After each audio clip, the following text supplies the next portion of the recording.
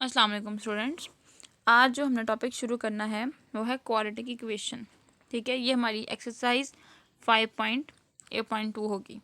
ठीक है, जो हमारी पिछली 5.1 एक्सरसाइज थी उसमें कुछ क्वेश्चन जो हैं वो मैं आपको इंशाल्लाह जब हमारी क्लासेस शुरू होंगी वो तब करवाऊँगी। फ़िलहाल हम अपनी नेक्स्ट एक्सरसाइज देखते हैं जो है 5.8.2। ठीक है, इसमें हमारा जो पहला टॉपिक होगा वो होगा क्वाड्रेटिक इक्वेशन। अब क्वाड्रेटिक इक्वेशन जो है वो समझने के लिए सबसे पहले देखते हैं वो क्या होती है। एन इक्वेशन इन वन और more variables with maximum power of variables as 2 is called quadratic equation. Linear equation में हमने बेसिकली क्या पढ़ा था कि ऐसी इक्वेशन होती है जिसकी मैक्सिमम जो पावर होती है वेरिएबल्स पे वो 1 होती है। ठीक हो गया।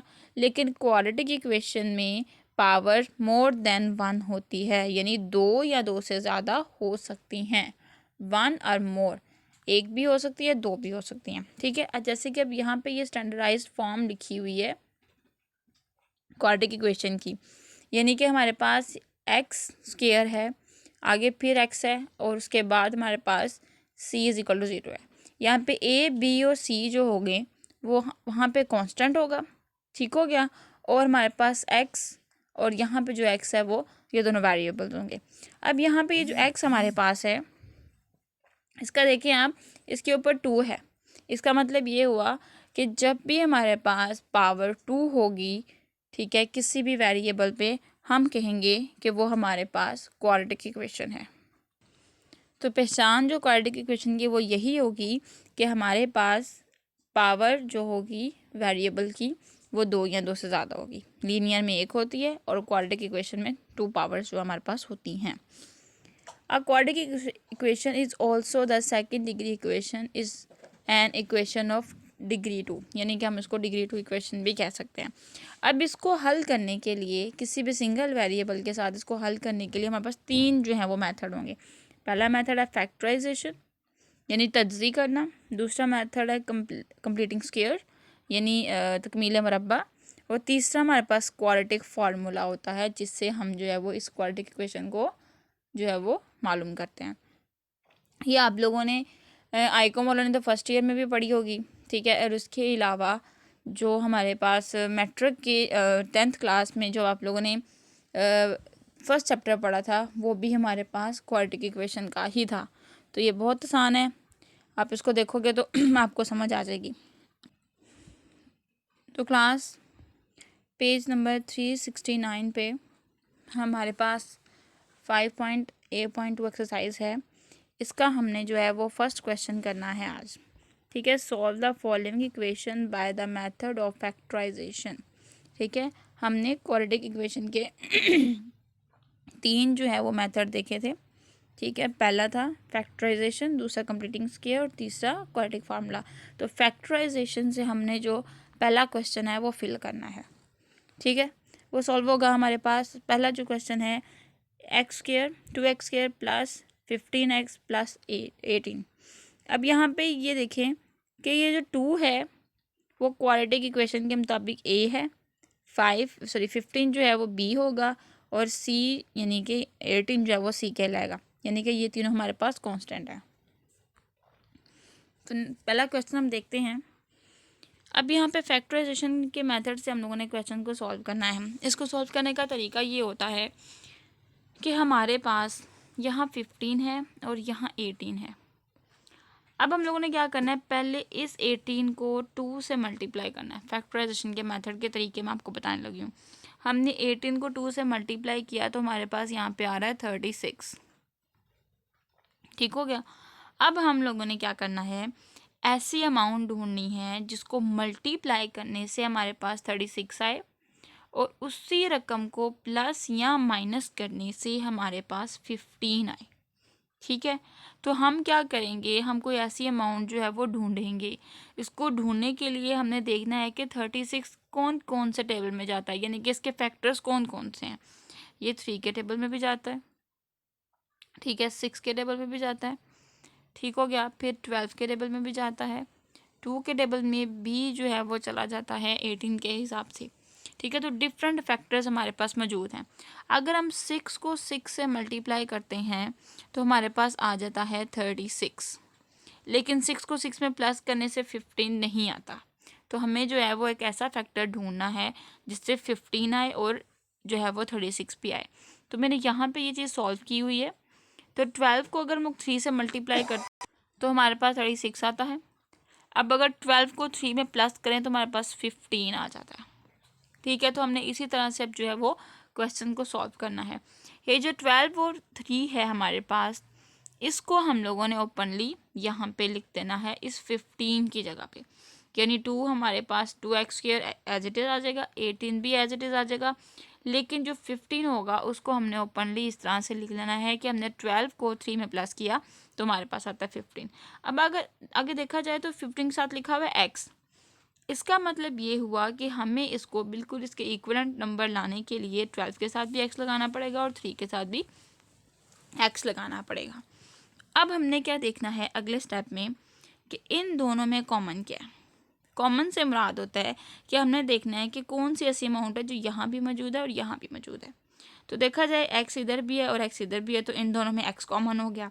अब यहाँ पे 2 है और यहाँ पे 12 है, तो इसका मतलब ये हुआ कि यहाँ पे 2 का टेबल जो है वो यानी कि फैक्टर 2 हमारे पास कॉमन होगा, क्योंकि 2 यहाँ भी मौजूद है और यहाँ भी मौजूद है।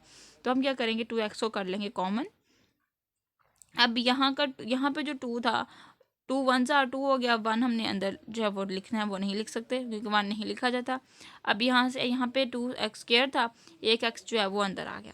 सेम इसी तरह से हमने 2 को देखना है कि 12 को मल्टीप्लाई किससे किया जाए तो हमारे पास जो है वो यानी कि 12 आ जाए, तो 12 को 6 तक किया जाए तो हमारे पास जो है वो वैल्यू आ जाती है।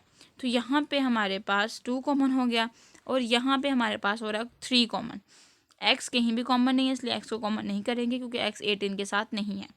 अब यहाँ पे 3 कॉमन है, 3 को बाहर लिख लिया, अंदर x आ गया और 3 6 18, तो यहाँ पे 6 आ गया।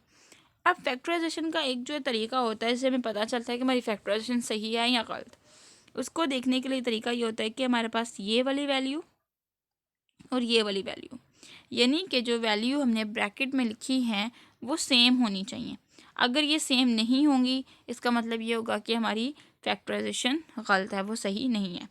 अब नेक्स्ट कॉलम में हमने क्या करना है, इस रकम को और इस रकम को इक्वल करके कॉमन करके तो एक दफ़ा लिख लिया, और ये जो x की 2x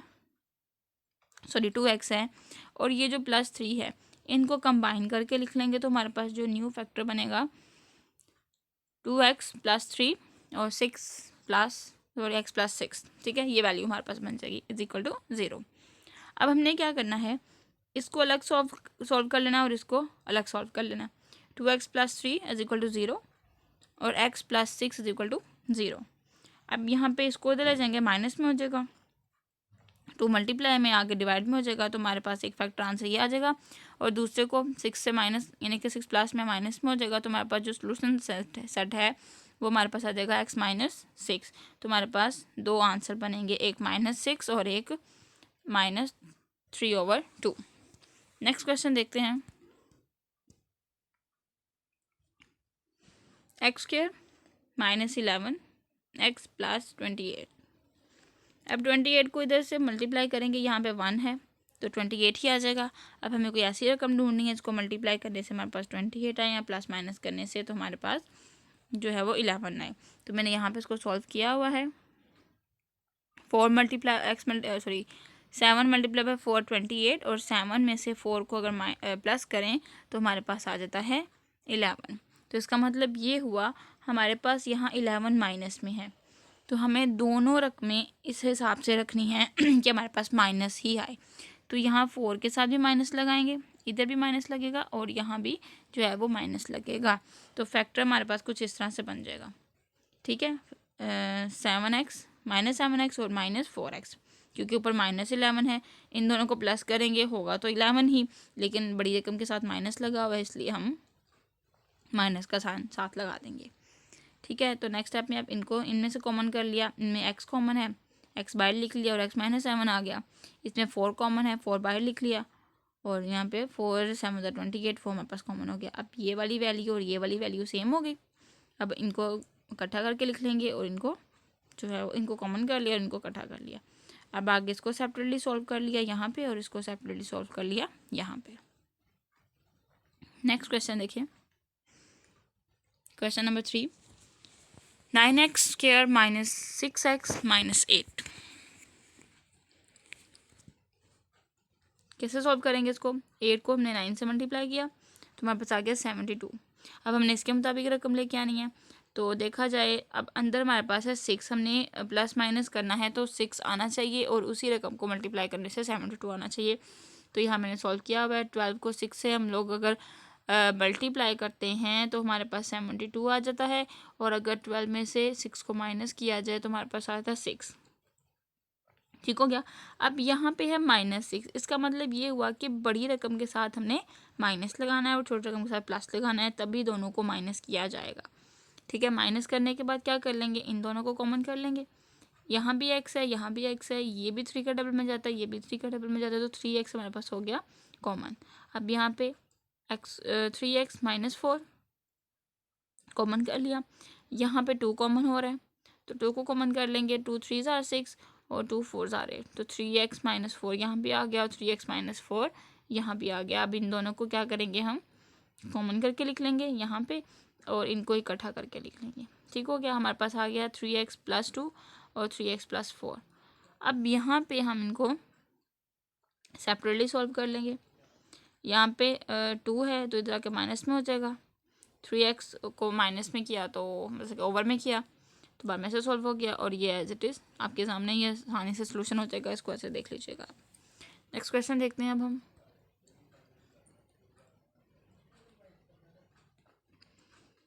eight x square minus is equal to 72। अब यहाँ पे हमारे पास इक्वेशन जो है वो सही नहीं है। हम क्या करेंगे, पहले इक्वेशन बनाएंगे। इक्वेशन बनाने का तरीका हमारे पास ये होगा कि पहले हम जो है वो 72 को यहाँ पे लेकर आएंगे। ठीक हो गया, जब 72 यहाँ पर आएगा, इधर बचा 0 क्योंकि यहाँ की कोई रकम नहीं रही तो यहाँ पे 0 बच गया। अब क्या करेंगे, इन दोनों में देखेंगे कॉमन क्या है। तो देखा जाए तो 8 के टेबल में 8 भी आता है और 8 9 ज़ार 72 होता है, इसलिए हम लोगों ने इसको कॉमन कर लिया। x² minus 9 is equal to 0। अब यहाँ पे हम 8 को ले जाएंगे यहाँ पे, 8 यहाँ पे आके आगे डिवाइड हो जाएगा। दोनों को डिवाइड किया तो हमारे पास आ गया 0। अब हमारे पास इक्वेशन बनी ये वाली। अब हमारे पास जो था ax², ठीक है ना, फिर माइनस bx, ठीक हो गया, फिर आता था प्लस c या माइनस c, एज जो भी था। ठीक है, अब हमने इसको इसके मुताबिक लेकर आना है। हम क्या करेंगे, जो हमारे पास दरमियान वाली x वाली वैल्यू है, जो b वाली, वहाँ पे 0 सपोज कर लेंगे क्योंकि वहाँ पे कोई रकम नहीं है। तो हमने क्वाड्रेटिक इक्वेशन की जो हमारे पास स्टैंडर्डाइज्ड फॉर्म है वो तो हमने लगानी ही है। तो हम क्या करेंगे, यहाँ पे 0 को सपोज कर लेंगे।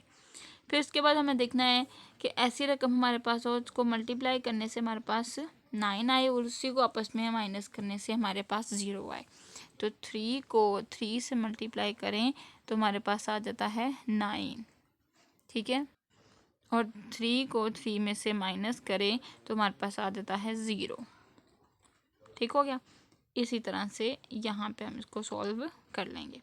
अब इसमें से फैक्टर्स निकाल लिया, इसमें 3x कॉमन हो गया तो ये ऐसे आ जाएगा, इसमें से भी 3 कॉमन हो जाएगा, x माइनस x प्लस 3 जो है वो यहाँ पर आ जाएगा। इनकी प्लस माइनस माइनस प्लस दोनों हो गए प्लस में। अब इनको कॉमन कर लिया, सॉरी इनको इकट्ठा कर लिया और इन दोनों को कॉमन कर लिया। x माइनस 3 और यहाँ पे x plus 3 is equal to 0। अब यहाँ पे x minus 3 is equal to 0 और x plus 3 is equal to 0। अब यहाँ पे जो है वो इधर माइनस में है तो इधर आके हो जाएगा प्लस में, दोनों को प्लस करेंगे तो आ जाएगा 3, तो x इज इक्वल टू 3 हो जाएगा। और यहाँ पे x इज इक्वल टू -3 और हमारे पास आंसर आ जाएगा 3 और -3, हमारे पास सोल्यूशन सेट बन जाएगा। नेक्स्ट देखते हैं हम क्वेश्चन नंबर 5 है। 8x² minus 38x plus 9। यहाँ भी हमारे पास ऑलरेडी इक्वेशन बनी हुई है। अब हमें कोई ऐसी अमाउंट चाहिए, पहले इसको इससे मल्टीप्लाई करते हैं तो हमारे पास आ जाता है 72। मल्टीप्लाई करेंगे तो 72 आ गया। अब ये जो 72 हमारे पास आया है इसके मुताबिक हमने वैल्यू लेकर आनी है।